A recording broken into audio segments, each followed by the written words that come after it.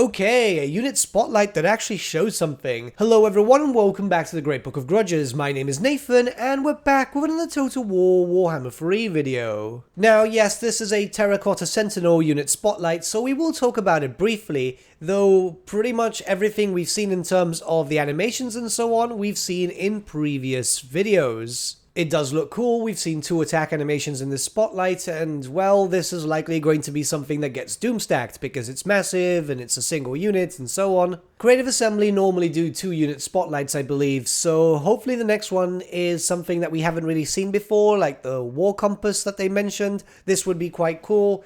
I just want to see something a little closer that we've not seen before. But with all that being said, let's go on to the meat and potatoes of this video, as there is something that we need to discuss. So, something completely new has been shown off in this trailer. So, it appears to be a Tzeentchian cultist, and there's a few things to discuss about this because, well, it is rather cool. I'm expecting this to be a hero choice, much like the Cultist of Khorne, as we have to keep in mind that they show off, 3 guys in this trailer, and they did a similar thing in the actual Khorne one, so yeah, it's going to be a hero choice. Don't see a lot of units and think it's going to be a unit. Though it would be nice to see a Tzeentchian cultist unit, as that kind of fits with the whole theme of Tzeentch. But I imagine that this is going to be a hero, so don't get your hopes up. It's just a nice observation. Now, I've gone through pretty much any lore book that mentions Tzeentch, including Tzeentch's Liber Mutatis, which is a supplement for Warhammer Fantasy Roleplay 3rd edition that's all based on Tzeentch,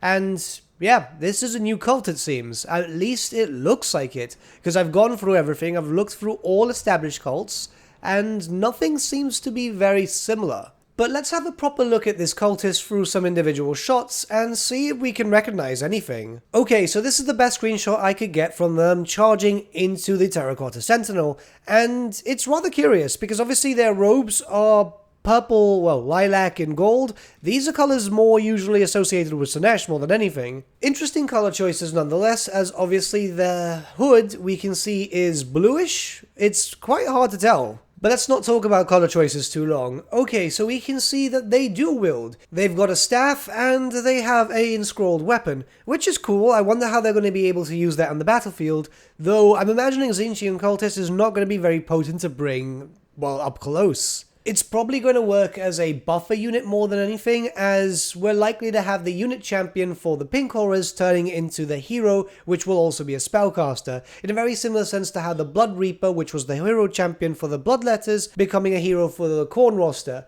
So that would likely be the spellcaster, and this would be the buffer? At least I'm hoping so, it kind of makes sense. I don't recognize the mask. I've tried to look through everything and I honestly can't see it. It's rather strange as, yeah, this does look like a proper Tzeentchian cultist. It's obviously a bit of an avian mask with a beak on it and everything.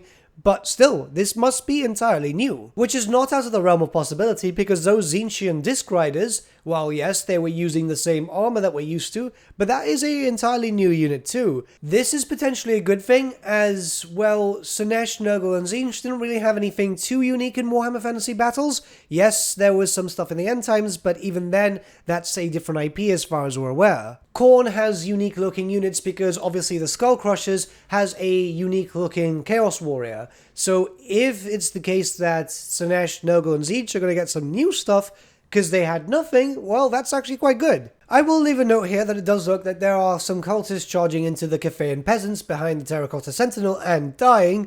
Maybe this is a unit, though I'm still thinking this is a hero, as they've done something like this before. Creative Assembly's marketing videos have always been a bit strange and left up to the imagination. Yeah, until the roster reveal. But hey, this still looks cool. I'm excited to find out more about this potential cultist hero. Probably more so than the Terracotta Sentinel itself. But let me know what you guys think in the comments below, and let's start a bit of a discussion.